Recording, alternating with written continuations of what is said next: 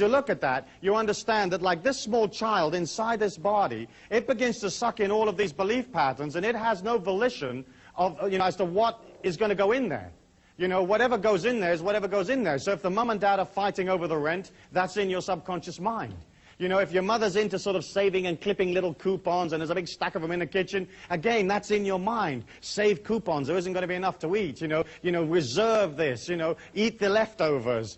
Do this and do that. And I'm not saying you've got to waste stuff as you go through the physical plane, because I don't really agree with that either. But we take on whatever our mom and dad or our father and our mother thought. And of course, so many of our fathers and mothers came out of a generation when there was a depression, when there was a great amount of difficulty, and so they're not able to express a more transcendent, more fluid understanding of money. Today we live in the largest and most fast-moving capitalist society in the world, and there's millions, there's billions that are moving around at any one given moment. And yet here is this mind that takes on all this sort of stitch in time, saved 9, and a penny saved is a penny earned. And we take on that mentality, and then we wonder when, as we go out into the physical plane, as young adults or as teenagers, or we go out into the workforce, we begin to resonate that into the life force, and the life force, or the energy, that the force field that we're in, reflects back to us exactly what we believe, exactly what we put out there, and it gives us back struggle. It gives us back, there's not enough. It gives us back, work for no wages, save your money in case something dreadful happens, do this and defend that, and if people don't like this or don't like that, sue them for the money or go chase them for the money. But there isn't enough, and that whole energy of like there not being enough and there isn't going to be enough for you to get through is sold to you as a way of disenfranchising and controlling you. Inside this circle, everybody believes life to be real. And the circle is created, as I said, by this electromagnetic energy that leaves your body, which I believe is created by the oscillation of the brain waves. And so as we look in this physical plane, we're looking at a physical plane that deals totally with manipulation, totally with restriction, and totally making sure that you don't come out of the pack. Okay? As you're going through the physical plane, you're taking in everything that you hear, everything that you feel, everything that's ever said to you, and you're also taking in all the rest of the energy. You're taking in energy subliminally. You're taking energy in below your threshold of consciousness that you are not even aware that you're taking it in. And we know from the subliminal tapes that we sell through our catalogs and so on, that the mind has an ability to hear affirmations that are placed 40 decibels below regular earshot. And so we have a track of music that rides up and down, getting louder and softer.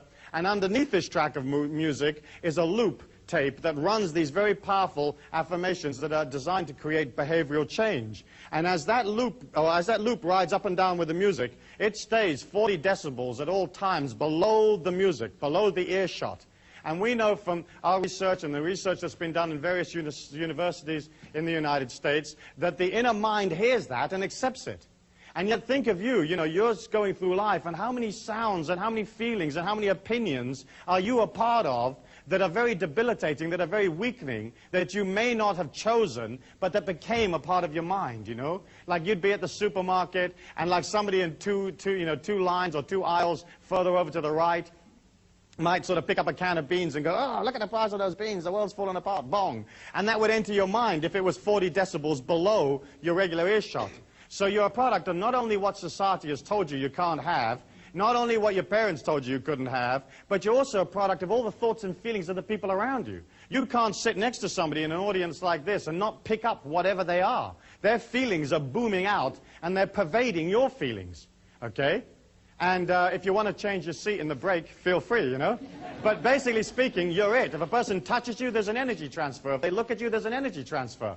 And so can you imagine this young being that's coming into the physical plane, who doesn't have necessarily any experience of how to do it, and being debilitated with all of this stuff, and then going out, putting that energy into the universal law, and getting back exactly what they put in, and they put in for struggle and difficulty and hard work and lack and not enough, and the universal law gives them back that stuff, and then they can say, you see, life's really hard. Okay? And each one of us came out of that same product. So for you to get out of that energy pattern, you have to push against it. You have to literally force yourself to allow yourself to be in control of the money that you make and to master the money. And the mastery of money for me is, as I said, not necessarily becoming very, very wealthy, but being in control so you spend less than you earn, and you earn enough to buy yourself all the experiences that you're ever going to want on the physical plane. When you think about it, You create a creativity, you create a product or an idea, it's energy, it comes from consciousness. Then you take it out to the people, they respond to it positively, and they give you money, which again is energy. Money is neither good nor bad. You know, the folk that said that money is the root of all evil, or the love of money is the root of all evil, they just didn't have any. Because you've got to have money to get through the physical plane. You know, you've got to have it. And of course what happened was that we were taught that somehow money and spirituality didn't mix. And yet when you meet a person that is truly spiritual, they'll have a lot of energy, and so automatically they'll have a lot of money. In the olden days, let's say in 500 BC or something like that, it was fine for a person to withdraw and to go up in the mountain and sit under the banyan tree or whatever they wanted to sit under, and to pull away from the commerce of things and to contemplate upon, you know, the light of God or whatever it is they wanted to do. But you weren't born there. Or if you were, you know, right now you're here. You're in commerce, you're in travel, you're in making things happen. It's a totally different society. And I feel you could transcend by pulling out and sitting up on a mountaintop. But once you had the power, you would have to come back down into the physical plane and do something with it. And so the philosophies that came out of poverty and seeing it as beautiful and seeing it as righteous came out of a time when there wasn't anything to do. You know, Buddha couldn't turn on the video and watch a couple of videos and play his CD player. He only had sitting under the tree. You know, sitting under the Bodhi tree was the only game in town. So that's what he did, you know. But we're not in that time. We're action-oriented, we've got things to do, there's people you've got to meet, there's things you've got to build and create, there's children that have to be brought up and developed into strong and powerful human beings, and that's what we're looking for. We're looking for individuals that are prepared to push against the system without confronting it. Because the system will never look after you. You know, it's not designed to. And if you look at the history of man, all the governments have let all the people down all of the time, you know? And if you don't believe that, you don't know anything about history. You know, you might want to repeat it after me. All of the governments let all of the people down all of the time. Because, basically speaking, governments are individuals that are looking after their own interest. You know, they're looking after their own power unit. They're looking after their own election. They're not worried about whether you're making your mortgage payment, you know, in downtown Arkansas. They could give a damn, you know. They are just worried about their own position. And they get to play the game, and they get to spend your cash, and then they send you, as I've said before, this love letter called a tax bill that you have to pay for their creativity. They don't actually create any wealth for themselves. The wealth of the nation is the individual man, the individual female, the working people of the country. We create the wealth, and they just get to play with it. You know, and the way they play with it is they get to spend it pretty much any way they like. They get to bill you anytime they want to bill you. And if they run out, they just print some more. And so we're looking at a situation where the whole of the circle, the whole of the people that control this circle, the families that run the world, they have a control of the money. And money to the common man is life force. It's God force to a guy that doesn't have a spiritual quest, a person that doesn't have a quest or doesn't have a belief in any kind of higher transcendence. Those people that are purely in the physical plane, money is their God force. And once these people got control of the money, they could control the life force for the world. And then they could control the destiny of the world. And there's none of you here that haven't been controlled by the big families that run the world. Because they decide everything, from the price you pay for a shirt to how much you pay to go to the movies. Everything is decided, and the whole system is designed not for you not to come out of the pack.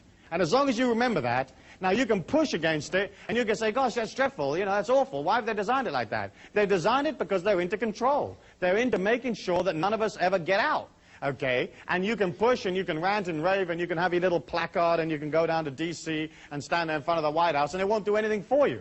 The only way you can win your freedom is to have enough cash to pull out, okay, and to disengage somewhat from the feelings of the world, from the emotions of the world, so it isn't controlling you, okay? And that, to me, I think is incredibly important because you've been sold this bill of goods that says you can't have it, and then the whole thing is designed, and if any of you do too well, they take the money back from you.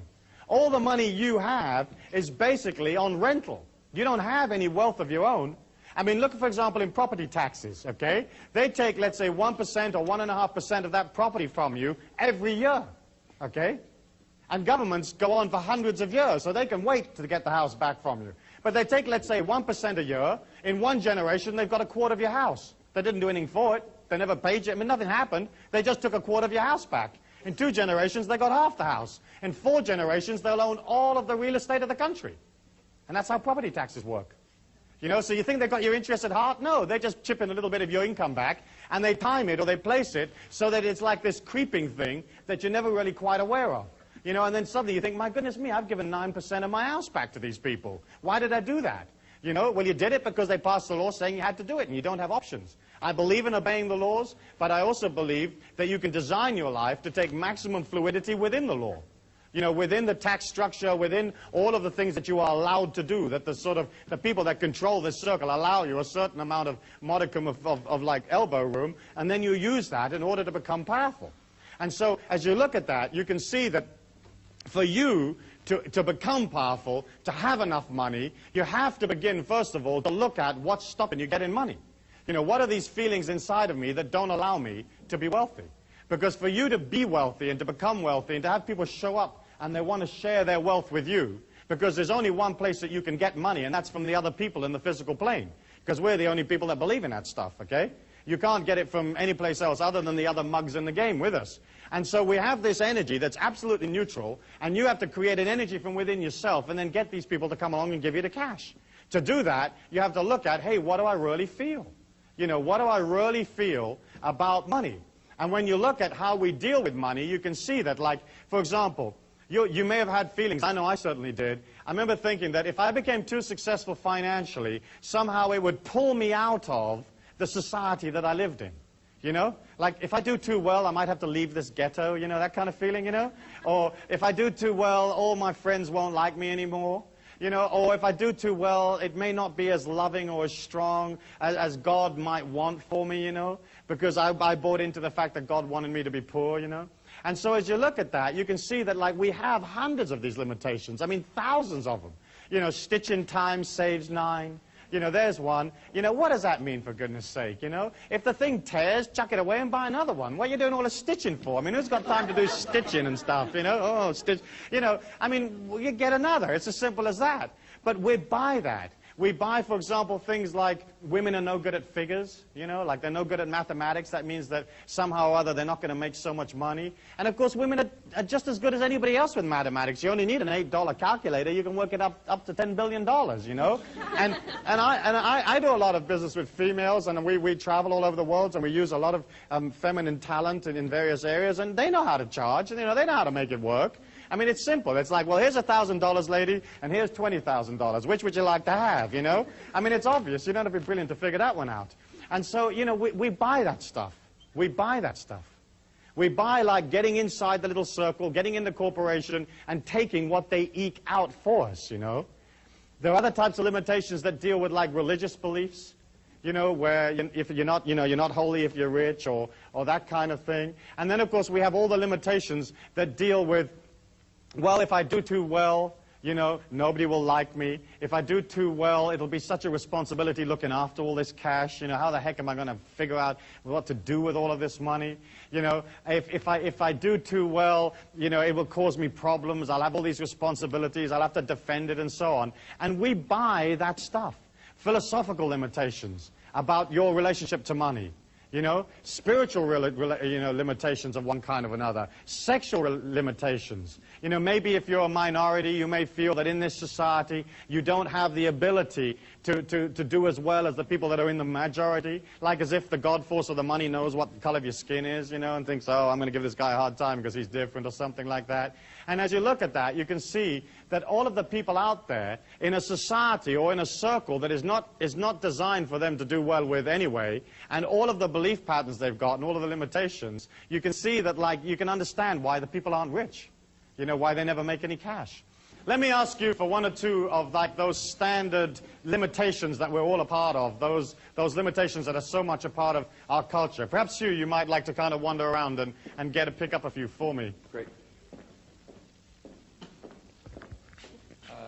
There's one my mum always used to say, you've got to save for a rainy day. Absolutely. And if you save for a rainy day, of course it rains, you know, it has to. Because that energy of putting in the negativity pulls to you the rainy day. You know, the very fact that you believe you're going to be a part of a disaster means the disaster will happen. And if you put a whole bunch of dry food in a hole in the ground, you know, because of that energy of defending yourself, you mount 2 machine guns on the roof, you put your granny there defending the house, defending the street, then what happens is that energy pulls to you the disaster because of the negativity that you're putting out. And if you put this dry food in the ground, something will happen, and this moose will come along and it'll do itself on your food, and there goes your stash, or there goes your stock. You know, let me ask you for some others. If you have any money, don't tell anybody. Yeah, if you have any money, don't tell anybody, because some reason or other that's going to either make them angry or jealous, or they're going to come around and try to take it from you. Of course, that's a load of nonsense. If you're wealthy, you just feel wealthy. I think you don't want to be brash about your wealth and sort of showy or too showy, but you got to spend it. There's absolutely no point in having money if you don't get rid of it. The whole point of it is to keep it moving and keep it flowing. Money, of course, is like manure. If you pile it all up in one place, it stinks. If you spread it around, it makes things grow. Right?